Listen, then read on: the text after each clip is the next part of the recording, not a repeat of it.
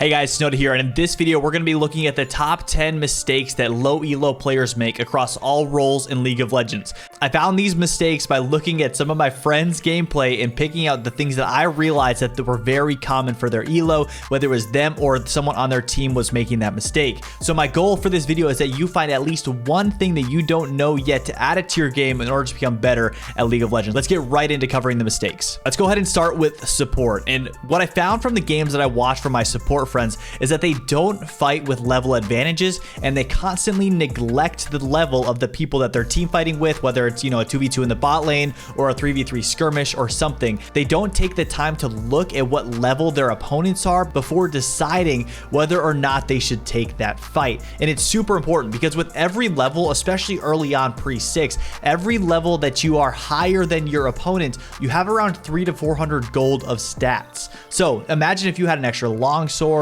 or an extra cloth armor or something. That's what you're missing out on if you're not fighting with those level advantages. And most commonly is when bot laners, especially if you're playing, you know, like Blitzcrank, Thresh, Leona, if they aren't engaging when they hit level 3 before or right as they're hitting level 3, if they're not taking advantage of that small window where they do have those combat stats, and in a 2v2 that turns into 600 to 800 gold's worth of stats that they have on their champion, plus you add in extra abilities that you have early on in the game, you have to be taking advantage of these windows when you have these small advantages. The most common levels to do this are levels 2 and 3 because you're upgrading abilities that your opponent doesn't quite have yet, and also level 6 for the same exact reason. Now, levels are important as you go later into the game, but as the game drags on, they become, you know, incrementally less and less vital, but you do want to make sure you take advantage of those windows of opportunity early on in the game. All right, the second mistake that I saw my low elo friends making at the support role was that they are not tracking the enemy jungler. Now this goes for all roles. You should always try to have a somewhat idea of where the enemy jungler is,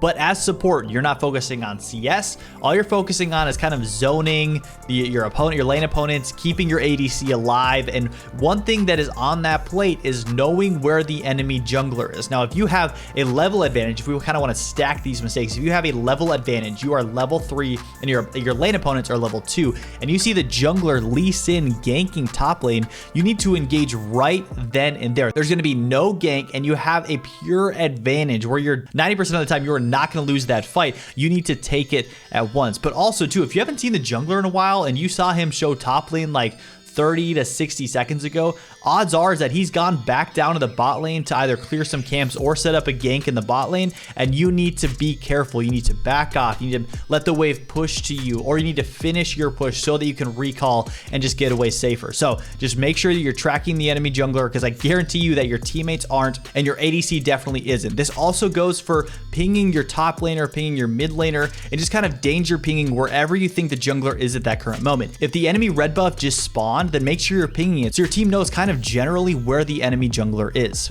All right, ADCs, you're up. The first mistake that y'all make is that you don't understand when to give up CS. See, a major thing when laning, whether you're a top laner or mid laner, especially if you're an ADC, because there's two people to punish you, is that you need to recognize, hey, when is that minion free and when am I going to lose half my health bar? Because if in order to take CS, and if it's a ranged minion for 17 gold, it's just not worth losing 200 health for whatever minion. And the second mistake is going up for CS when you have a level disadvantage. If you are level 2 trying to walk up to CS when your opponents are level 3, they're going to do what I said 2 seconds ago and engage on you and kill you and make you miss 10 minions for that one that you went in for. Just give up that minion, let the wave push to you, soak it up, level up, and then you'll be able to have the stats and the distance in order to get the rest of the CS. All right, the second mistake that I see ADCs make all of the time is that they don't identify the champion on the other team that is the biggest threat to them. Now usually this is an assassin like Zed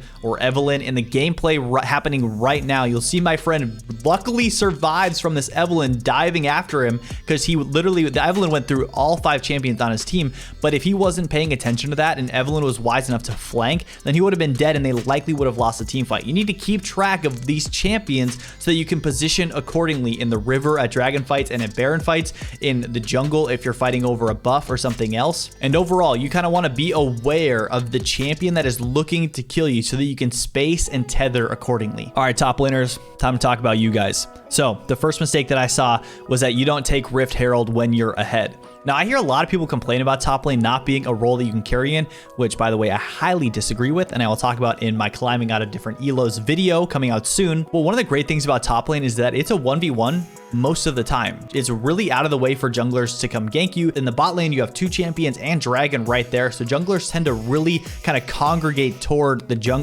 dragon pit. Now, the thing with top lane that is one of the reasons why I think it's the strongest to carry is that you have the ability to control half of the map with only having 1 true opponent. Now, if you're beating your opponent, let's say you're up 3 kills to 0, you finally took the tower and you're kind of wondering what in the world to do, or maybe you haven't quite taken the tower because they're sitting under tower just wave clearing. What do you do in order to keep pushing your advantage? Well, Riot added something so amazing, and it's the Rift Herald, and it's super easy to take. It might only, take 200, 300 health off of you because of the way that it works. If you dodge, it's empowered auto. If you can take that in 30 seconds, run back to your tower, clear that wave, then you can finally use it to take your tower and open up the map completely, finally giving you access to the enemy jungle so you can start stealing the blue buff, Grom, some of the wolves to really affect the enemy top laner and the enemy jungler and kind of help put pressure on the other team. And if your laners are behind, it'll help alleviate the pressure off of them and give you more of a chance to carry. And if you're ahead in the top lane and you don't know what to do and you can't seem to get your tower, then go take the Rift Herald, push the wave in, slow push it under tower, then you'll have 20 to 30 seconds to kill the Rift Herald. The second biggest mistake I see in the top lane is trading without a purpose. Now, sometimes it's just fun to throw your champions at the other team, at other champions, and see what in the world happens. But the top lane is the counter lane, and it's the lane 1v1s happen the most often. And if you're kind of just trading willy-nilly, not totally sure why you're doing what you're doing, your opponent is probably going to take advantage of that and kill you or set up a gank or something. If you know that your jungler is probably going to gank in the next 20 to 30 seconds, then maybe start trading, maybe start poking them down a little bit, try to bait them into a fight so your jungler can come in and clean it up. Now, if you're kind of just randomly trading with them, then it's a high chance that you're going to either get ganked or they are about to hit level 6 or have some power spike that you don't realize and just kill you. Or maybe they understand the matchup a little bit better and they know that, hey, Wukong beats Riven at level 6. And if you're Riven and you're kind of just autoing the Wukong, you're probably going to get blown up and not be able to get out. All right, junglers, time to talk about you. The lane that literally everybody flames. I'm sorry. You guys have a tough job. But lucky for you, I have 2 mistakes that I can help you fix in order to become a better player. The first actually has to do with a successful gank. Woohoo, you got a kill, maybe it was first blood, you got 400 gold in your pocket or in the pocket of your laner, but if you don't properly handle the wave after getting a successful gank, you're gonna set up your laner for failure. So one thing that you should do is after you get a kill or pull off a successful gank, look at the wave. Is it pushing towards, are there more enemy minions than there are your minions, or is it gonna push towards your laner? Because if that's the case, then you can leave it. You can let them recall and either TP back, or they can just walk back if it's slow pushing to them. Or is it about to freeze at the enemy side of the lane? This is super dangerous because your laner can get all in or ganked if the lane's in that position. So you want to help them shove the lane under tower, reset it, and what you're going to do is you're going to deny minions on top of killing your opponent, and you're going to keep your laners safe for the next minute or 2 because you're allowing the wave to be closer to their tower, protecting them from ganks so that your laners don't just die to the enemy jungler and flame you. Oh boy, I love this next mistake, and I'm gonna kind of milk it for a second because I feel like so many players, even players in Diamond that I'm playing with, make this mistake, and that's that you just fight a dragon whenever it's up. You don't look at the power level of each team, you don't look at item spikes, you don't see which team scales better, you don't see which dragon is important. If you have a Victor and a Kayle on your team, and the other team already has 1 dragon, you should not be engaging or anywhere near the second one. Let your team scale. You want to fight for the 3rd dragon or only take it when it's free. Remember, the stats that dragons give don't necessarily equate into large gold numbers early in the game. It's not worth it if you're not ahead. If you're ahead, go ahead and stack those dragons and force the other team to come fight you later. But if you have to, don't be afraid to give up a couple of dragons early on in the game. Let your laners farm, take some towers, and then later on, especially at the 3rd dragon, go fight it. But don't in at the first ones because you're giving away your chance to get the later dragons anyways. All right, mid laners, y'all think you're Bjergsen and Faker, but there are a couple mistakes that you make. The first one is that you don't push to get priority to help your jungler. You'll find that one of the best ways to carry games is the 2v2 of the mid laner and the jungler. You have the ability to help every area of the map, whether it's Baron, whether it's Dragon, whether it's going to help the top lane or counter gank the top lane or going to the bot lane. You can literally go everywhere. And if you work well together,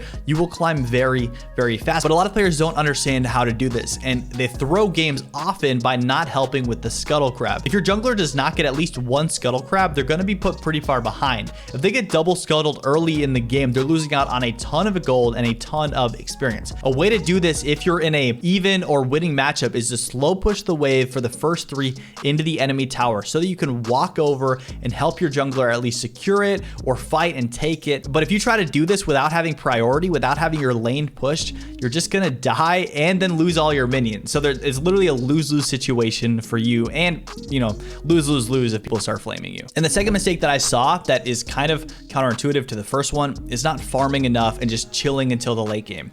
A lot of mid lane champs are just hyper carries late, and if you just hang out and get to 200 CS or out CS your opponent and just get a couple of items, then you'll finally be able to carry the game. But so many mid laners try to carry the game from 0 items, where there's more variance, where there's less certainty in what's going to happen. They let the wave push to them, it's crashing under their tower, and they see their jungler fighting for scuttle crabs, they go help. No, you didn't set up properly for that. So you're going to sit under tower and help take those minions unless you know for sure you can go get a kill. Make sure that in most situations, you're not roaming too much, you're not invading too much, but hey, you're just sitting in the mid lane, getting as much farm as possible, last hitting every minion, shoving the way repeatedly under tower to get a lot of pressure on your opposing laner so that you can kind of build up and become a monster in the late game team fights. That's all the mistakes. I hope you learned at least something. Guys, if you enjoyed the video, consider subscribing.